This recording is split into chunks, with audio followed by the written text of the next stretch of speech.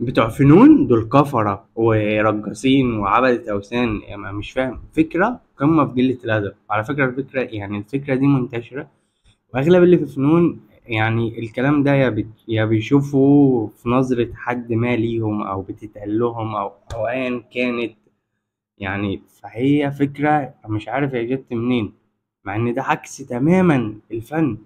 يعني الفن عمره ما هيطلع شخص جاهل الأدب، أو مهما انت قدمت من علم مستحيل ترتقي بدون فن.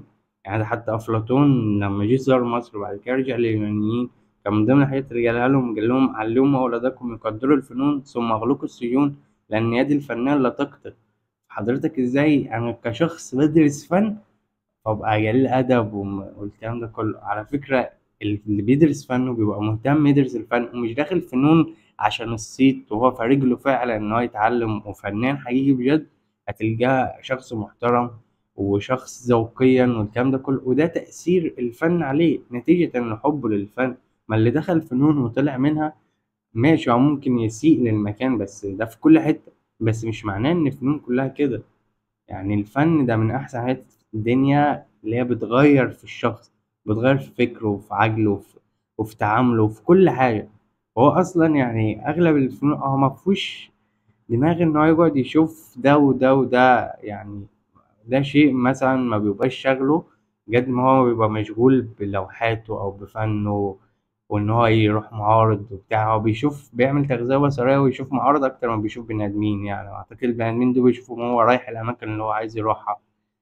فحضرتك على أي أساس بقى بتتقال بقى الفكرة المهببة دي؟ وأي حد في فنون تعرض للفكرة دي، أو حد قالها له، أو شافها في عينين حد. يعني كان من ضمن الحاجات اللي انا اتعرضت لها ان حد بيكلمني بيقول لي انا عشان انا شفت فيديوهاتك فانا مش هدخل بنتي في وانا مال امي، يعني مع انك ما دخلتها ما تدخلهاش. انا مالي انت داخل وتبعت لي والكلام ده ليه؟ مش عايز تدخلها خلاص، اصل دي كلية حرام. يا عم حرام ماشي، سيبنا احنا علينا ربنا يحاسبنا، انت مالك؟ او كان حد تاني اهلها برضو رافضين يدخلوها، وكانت تسألني ازاي اتعلم من غير ما ادخل فنون. اهلها رافضين يدخلوها فنون عشان دي كلية حرام.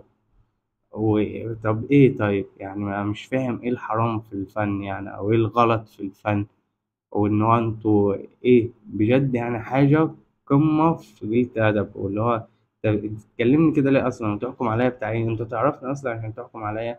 مع ان من اكتر الناس ذوقيات يبقى الناس اللي بيدرسوا فن. يعني من اكتر الناس ذوقيا اللي قابلتهم في حياتي كان ضمنهم فنانين بجد، مش بيقال فنان.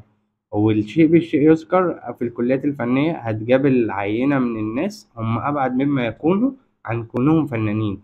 هم ما إلا بيدرسوا في كليات الفن يعني، بس هم عندهم عقد نفسية ربنا يشفيهم، ملناش دعوة بيهم. لكن الدكتور اللي هتلاقيه فنان بجد هتلقى منه كمية احترام وذوق. وعلى النقيض هتلقى ناس تانيين في كليات الفن برضه. بص، هتلقى الطلبة عارفين، والدكاترة عارفين، ومساعدين الدكاترة عارفين، والعميد نفسه عارف إن ده شخص يعني أبعد مما يكون، والناس كلها عارفة، بس هو سايبينه في الكلية يعني أنا ماليش دعوة، دي مش قصتي.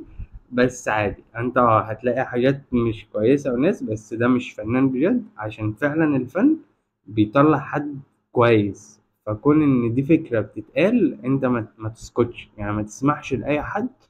انت كشخص في فنون او بتدرس فن، ما تسمحش لأي شخص ان هو يقول لك الكلام ده بكل بساطة. صحح له وجهة نظره. ويعني عشان فكرة بجد فكرة بشعة، يعني فكرة تضايق. تمام، انا يعني مش كون إن انا في فنون فان انا شخص وحش تحكم عليا كده. انت تحكم عليا على اي اساس؟ وتكلمني ليه اصلا عشان تضايقني؟ ما هو انت مالك يا عم؟ خلاص مش عاجبك الفن عنك ما عجبك.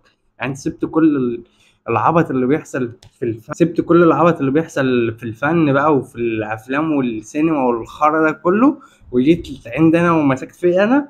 ايه يا عم ده؟ ايه ده بجد؟ يعني مش عارف. يعني اكيد مش لوحدي اللي اتعرضت للكلام ده، يعني فقول لنا يعني اكيد في حد غيره اتعرض للزفت ده برضه. بس يا عم سلام، شكرا. ده كان فاهم كبت كده جوايا يعني، ده هو كان معصبني جدا، معصبني جدا جدا يعني. فالحمد لله. فشاركنا بقى، في حد حرق دمك زي ما انا حد حرق دمي كده ولا ايه؟